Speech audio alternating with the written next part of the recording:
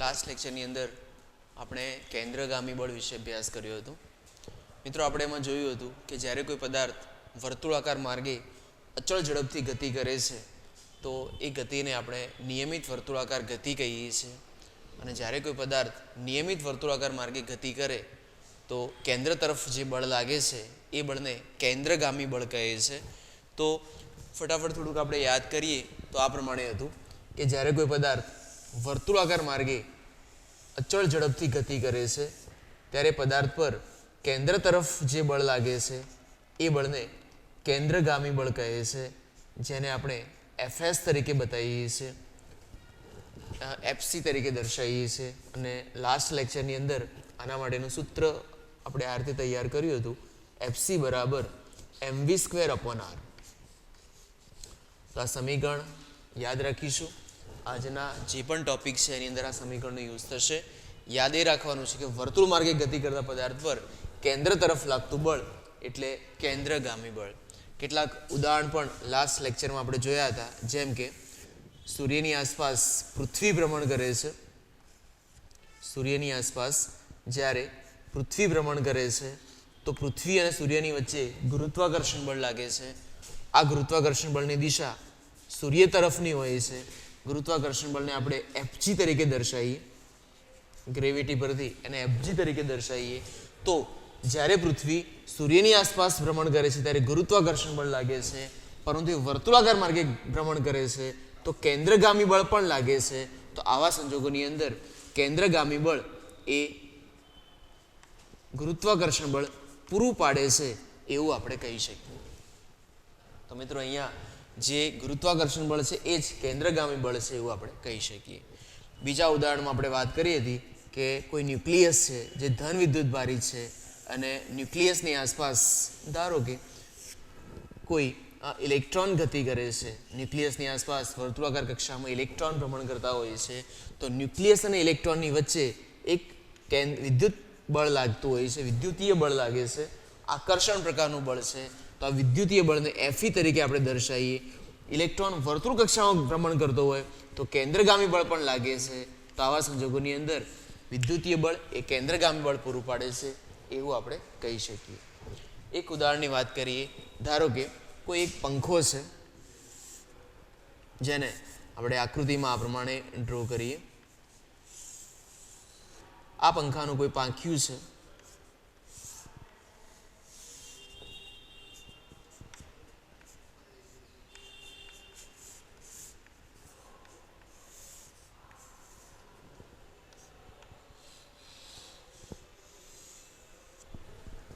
હવે આ પંખા પર કોઈ m દળનો પદાર્થ અહીંયા મૂકવામાં આવે છે, અથવા ₹1 કે ₹5નો સિક્કો ધારો કે આપણે અહીંયા મૂકીએ છીએ.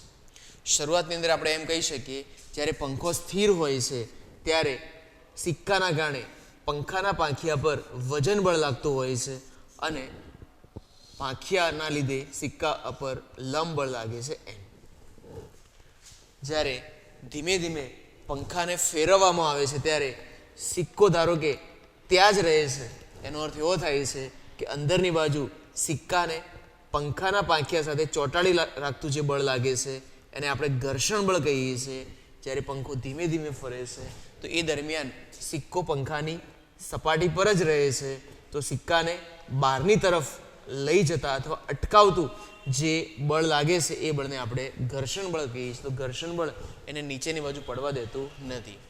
પરંતુ પંખો જેમ જેમ સ્પીડ પકડે છે એમ એમ શું થશે, તો આપણે કહી શકીએ છીએ કે પંખો જેમ જેમ વધારે ઝડપથી ગતિ કરશે એવા સંજોગોમાં એ સિક્કો બહારની બાજુ ફેંકાઈ જાય છે.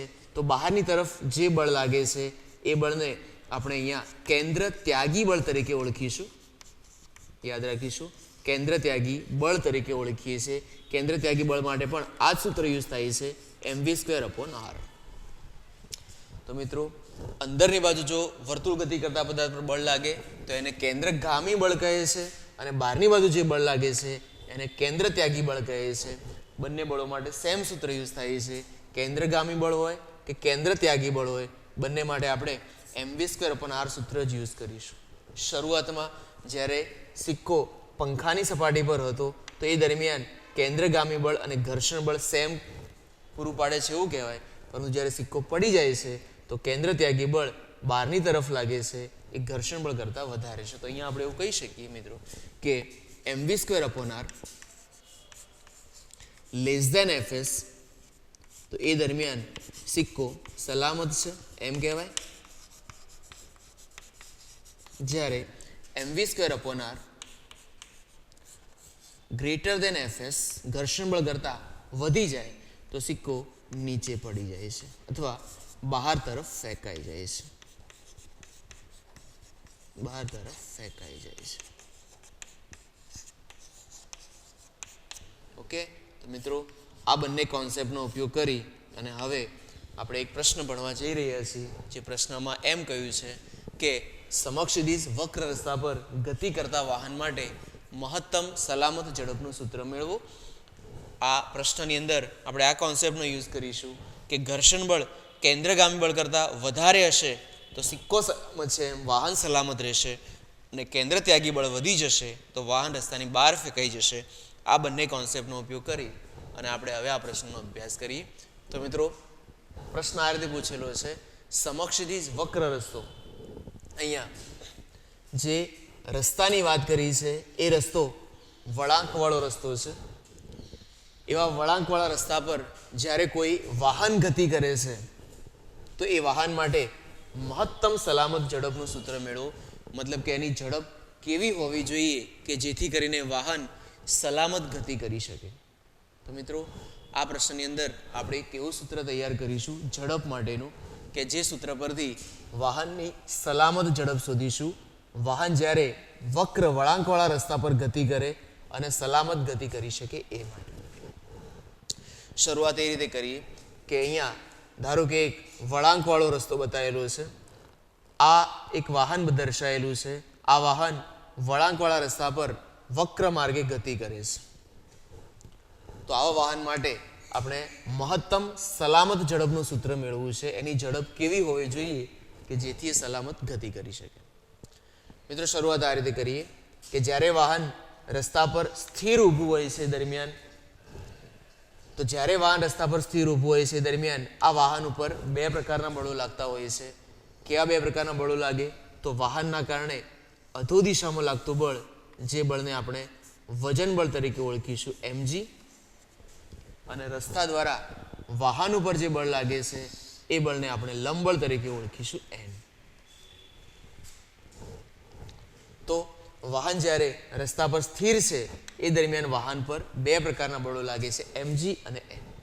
શરૂઆતમાં કેટલાક મુદ્દાઓની નોંધ કરીએ તો આ રીતે કરી શકીએ કે ધારો કે સમક્ષદિશ વક્ર રસ્તા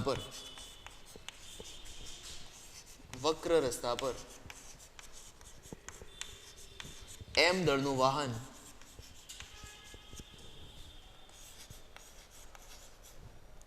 r ત્રિજ્યા લઈએ વળાંકની, r ત્રિજ્યાના વર્તુળ માર્ગે ગતિ કરે છે.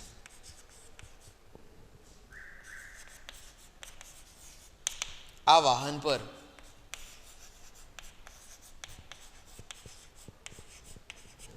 બે પ્રકારના બળો લાગે છે.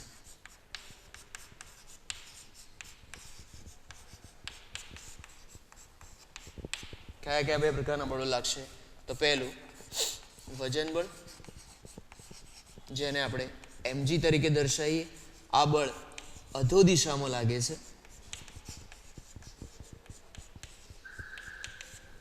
અને બીજું લંબ બળ, જેને આપણે n તરીકે દર્શાવીએ. આ બળ ઉધ્વ દિશામાં લાગે છે. ઓકે, તો જે પ્રમાણે આકૃતિમાં દર્શાવ્યું છે એ પ્રમાણે જો વાહન રસ્તા પર સ્થિર હોય તો આ વાહન ઉપર બે પ્રકારના બળો લાગે છે. અધો દિશામાં વજન બળ, ઉધ્વ દિશામાં લંબ બળ. સ્થિર વાહન હોવાથી બંને બળો સમાન મૂલ્યના અને વિરુદ્ધ દિશાના થશે. માટે અહીંયા આપણે લખીશું કે n બરાબર mg, n બરાબર mg થશે. અને એક નંબર આપીએ, સમીકરણ નંબર 1. મિત્રો હવે આપણે એમ વિચારીએ કે જો વાહન ગતિ કરે તો આ વાહન જ્યારે ગતિ કરે છે ત્યારે વાહન ઉપર ત્રીજું એક બળ લાગે છે ઘર્ષણ બળ. મિત્રો ગતિ કરતા પદાર્થ પર ઘર્ષણ બળ લાગે છે તો જ્યારે આ વાહન ગતિ કરે છે ત્યારે વાહન ઉપર ઘર્ષણ બળ લાગશે. મિત્રો વિચારો કે ઘર્ષણ બળ કઈ દિશામાં લાગશે. જો વાહન સલામત ગતિ કરે છે તો એ રસ્તાની બહારની બાજુ ફેંકાઈ જતું નથી. આવા સંજોગોમાં વાહન પર લાગતું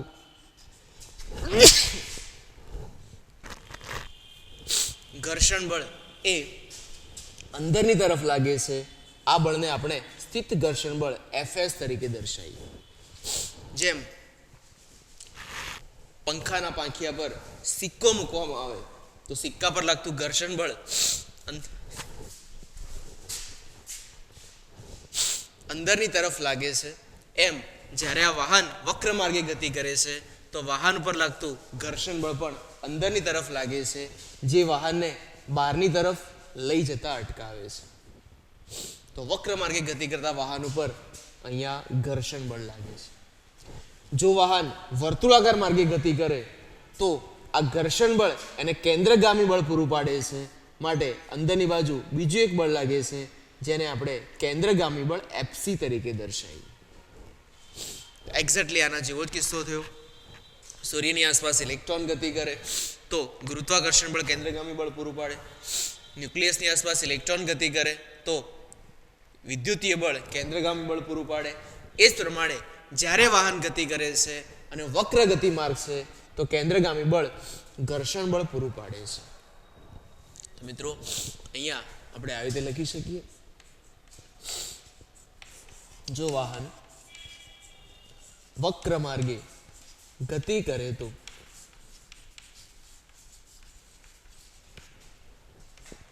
વાહન પર લાગતું કેન્દ્રગામી બળ ઘર્ષણ બળ પૂરું પાડે છે.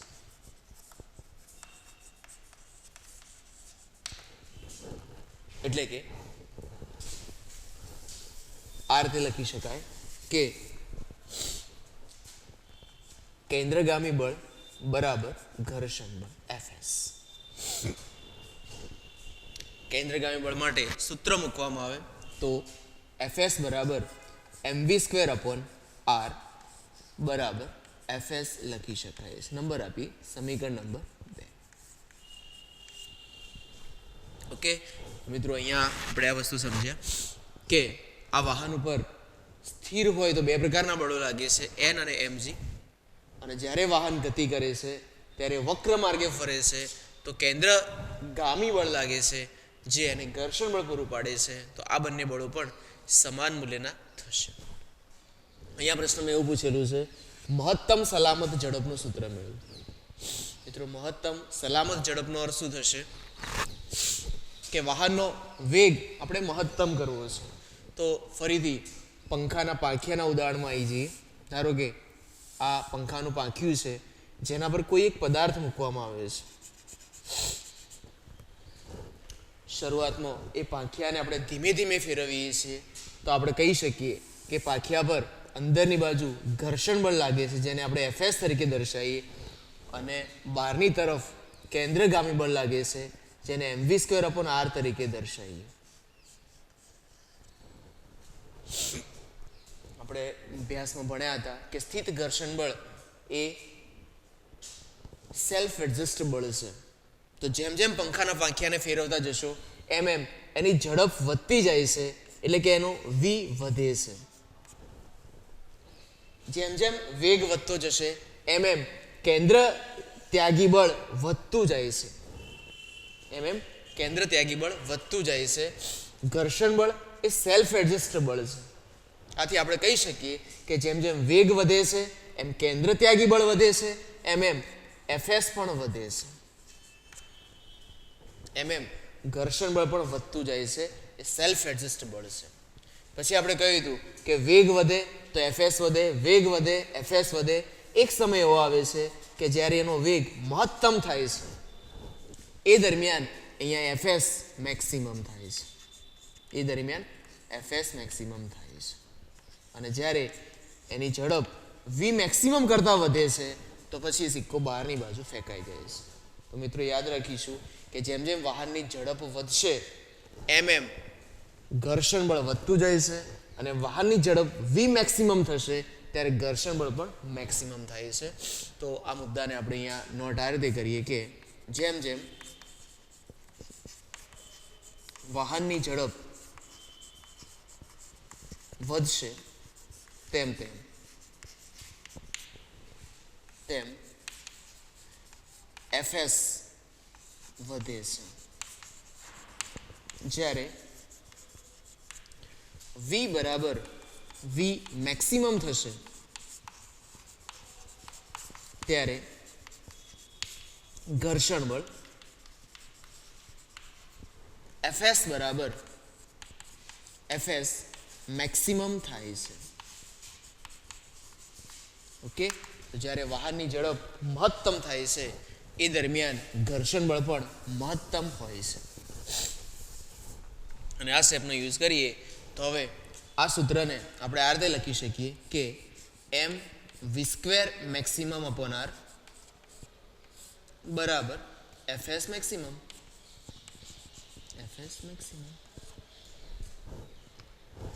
એફએસ મેક્સિમમ માટે સૂત્ર લાસ્ટ વખતે આપણે બનાવ્યું હતું, એ સૂત્ર મૂકીએ તો એમ વી સ્ક્વેર મેક્સિમમ અપોન આર બરાબર મ્યુ એસ એન. એન બરાબર કિંમત મૂકીએ તો શરૂઆતમાં લખ્યું હતું એન બરાબર mg, તો એમ વી સ્ક્વેર મેક્સિમમ અપોન આર બરાબર મ્યુ એસ એન બરાબર mg. એમને કેન્સલ કરો તો સૂત્ર આવશે વી સ્ક્વેર મેક્સિમમ બરાબર એમને કેન્સલ કરી આર ને ત્યાં લઈ જઈએ તો મ્યુ એસ આરજી, અને વી મેક્સિમમને કરતા બનાવીએ તો વી મેક્સિમમ બરાબર જવાબ મળે છે under route mu S R G. Okay, તો મિત્રો આ એક સૂત્ર છે જે સૂત્રનો યુઝ કરી અને મહત્તમ સલામત ઝડપ આપણે શોધી શકીએ છીએ કે વક્ર માર્ગે ગતિ કરતા વાહન માટે વધુમાં વધુ સલામત ઝડપ કેટલી હોવી જોઈએ. એક ઉદાહરણ લઈએ. દાખલા તરીકે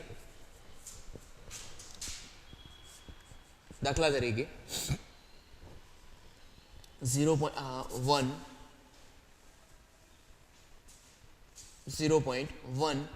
ઘર્ષણાંક વાળા અને 25 મીટર ત્રિજ્યાના વક્ર માર્ગે ગતિ કરતા વાહન માટે મહત્તમ સલામત ઝડપ શોધો.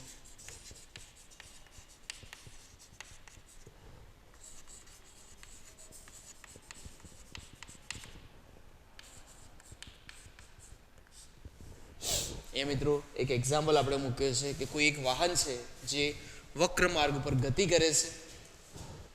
એ વક્ર માર્ગની ત્રિજ્યા 25 મીટર છે, એટલે 25 મીટરનો એ વળાંક છે. રસ્તા પરનો ઘર્ષણાંક 0.1 મીટર છે. તો એ ગતિ કરતા વાહન માટે વધારેમાં વધારે ઝડપ કેટલી હોવી જોઈએ તો એ સલામત ગતિ કરી શકે? આવો એક પ્રશ્ન આપણને અહીંયા પૂછેલો છે. તો ફરીથી સલામત ઝડપ શોધવા માટે આ સૂત્ર યુઝ કરીએ. વી મેક્સિમમ બરાબર વર્ગમૂળમાં મ્યુ એસ આરજી મૂકી શકાય. કિંમતો મૂકીએ તો અંડર રૂટ મ્યુ એસ બરાબર 0.1, આર બરાબર 25 મીટર અને જી બરાબર 10 લઈએ તો આ બંને પદો કેન્સલ થશે અને 25નું વર્ગમૂળ કાઢીએ એટલે આન્સર મળે છે 5 મીટર પ્રતિ સેકન્ડ. એનો અર્થ એવો થયો કે જો 0.1 ઘર્ષણાંક અને 25 મીટરનો વળાંક હોય તો વાહનની વધારેમાં વધારે ઝડપ 5 મીટર પ્રતિ સેકન્ડ હોવી જોઈએ. હવે આ રસ્તા પર જો વાહનની ઝડપ વી ગ્રેટર દેન 5 મીટર પ્રતિ સેકન્ડ હશે તો વાહન રસ્તાની બહાર ફેંકાઈ જાય છે, બહાર ફેંકાઈ જશે. એટલે જો આવા રસ્તા પર કોઈ વાહન ગતિ કરે છે અને વાહનની ઝડપ 5 કરતાં વધારે છે તો એ વાહન એક્સિડન્ટ થશે, રસ્તાની બહાર ફેંકાઈ જશે. અને જો એની ઝડપ વી લેસ દેન 5 મીટર પ્રતિ સેકન્ડ હશે તો એ વાહન સલામત ગતિ કરી શકે છે. ઓકે, તો મિત્રો આ મહત્તમ સલામત ઝડપ કે આવા રસ્તા પર ગતિ કરતા વાહન માટે કેટલી હોવી જોઈએ તો એના માટેનું સૂત્ર આપણે આ રીતે બનાવ્યું છે. ફરીથી એકવાર યાદ કરાવી દઉં. ધારો કે વળાંકવાળા રસ્તા પર કોઈ એમ દળનું વાહન આર ત્રિજ્યાના વર્તુળાકાર માર્ગે ગતિ કરે છે. આ વાહન પર બે પ્રકારના બળો લાગે, લંબ બળ અને વજન બળ, બંને સમાન મૂલ્ય વિરુદ્ધ દિશા, આ રીતે લખી શકાય.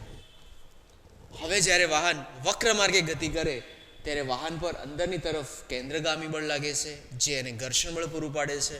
તો એફસી બરાબર એફએસ લખી શકાય. mv²/r બરાબર એફએસ લખી શકાય કારણ કે કેન્દ્રગામી બળનું સૂત્ર આ રીતે લખી શકાય.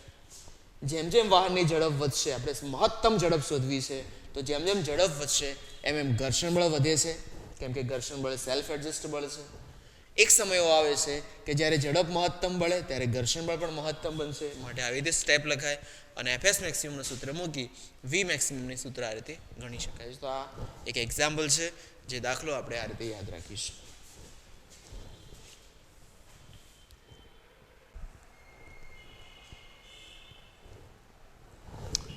મિત્રો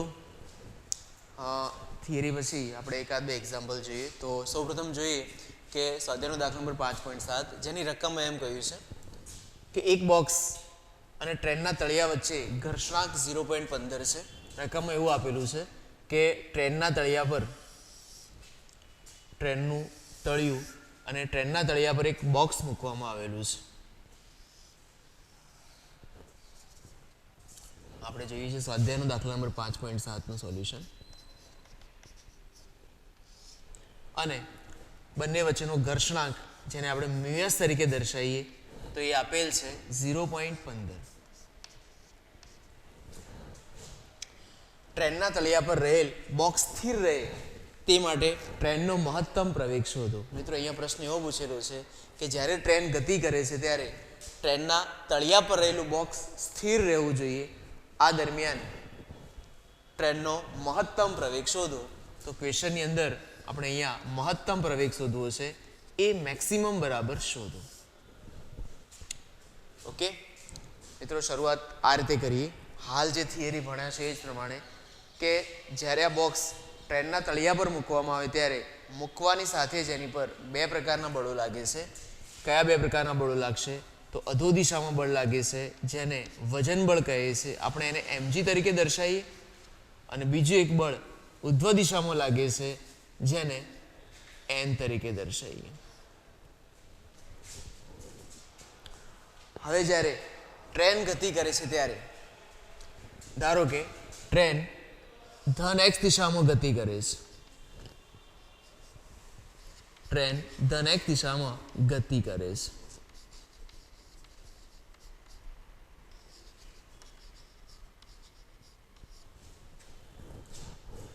મિત્રો અહીંયા એક કોન્સેપ્ટ છે આભાસી બળ. અહીંયા એક કોન્સેપ્ટ છે આભાસી બળ, જેના વિશેનો અભ્યાસ આપણે નેક્સ્ટ લેક્ચરની અંદર કરીશું. પરંતુ તમને અહીંયા ટૂંકમાં સમજાવું તો આભાસી બળ કોને કહેવાય? તો મિત્રો આપણે એવું વિચારીએ કે આભાસી બળ એટલે શું? તો આભાસી બળ માટે એવું કહી શકાય કે આ કોઈ દેખીતું બળ નથી. આભાસી બળ એ એવું બળ છે કે આ કોઈ બળ એ દેખીતું બળ નથી, માત્ર એનો આભાસ થાય છે. કેવી રીતે? તો આપણે એમ કહી શકીએ કે જ્યારે કોઈ પદાર્થ ગતિ કરે છે ત્યારે, અથવા તમે ગતિમાન બસમાં મુસાફરી કરતા હોઈએ ત્યારે બસ એકાએક ઉપડે ત્યારે આપણે પાછળની તરફ ધકેલાઈ જઈએ છીએ, અથવા બસને જ્યારે બ્રેક લાગે ત્યારે આપણે આગળની તરફ નમી જઈએ છીએ. તો આપણને કોઈ ધક્કો મારતું નથી છતાં આપણે આગળની તરફ નમી જઈએ છીએ. તો એ જે બળ લાગે છે એવા બળને આભાસી બળ કહે છે. આભાસી બળ હંમેશા પદાર્થની ગતિની વિરુદ્ધ દિશામાં લાગતું હોય છે. તો મિત્રો આભાસી બળ વિશેનો કોન્સેપ્ટ નેક્સ્ટ લેક્ચરની અંદર ભણીશું, પરંતુ આપણે એવું કહી શકીએ કે આભાસી બળ હંમેશા પદાર્થની ગતિની વિરુદ્ધ દિશામાં લાગે છે. વિરુદ્ધ દિશામાં લાગે છે.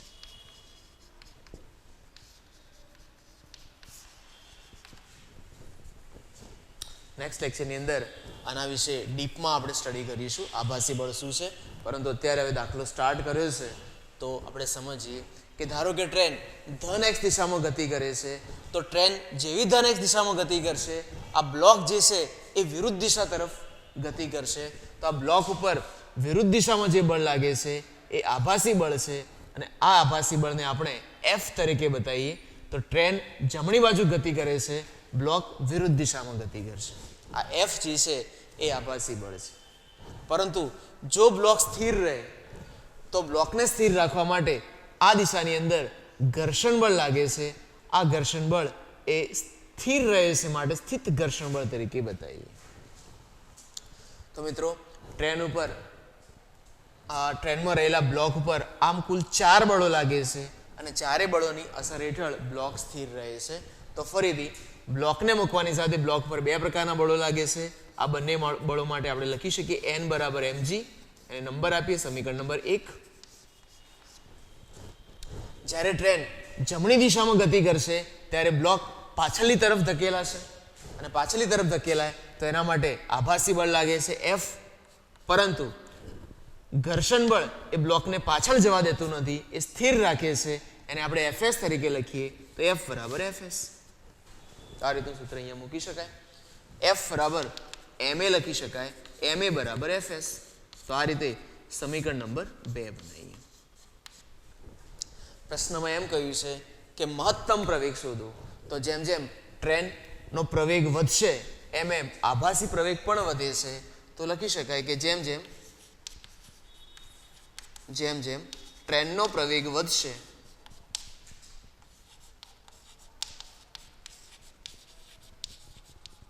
તેમ સૂત્ર અનુસાર a નું મૂલ્ય પણ વધશે, અને પ્રવેગ વધશે તો Fs પણ વધે છે. Fs પણ વધશે. અને જ્યારે a બરાબર a મેક્સિમમ થશે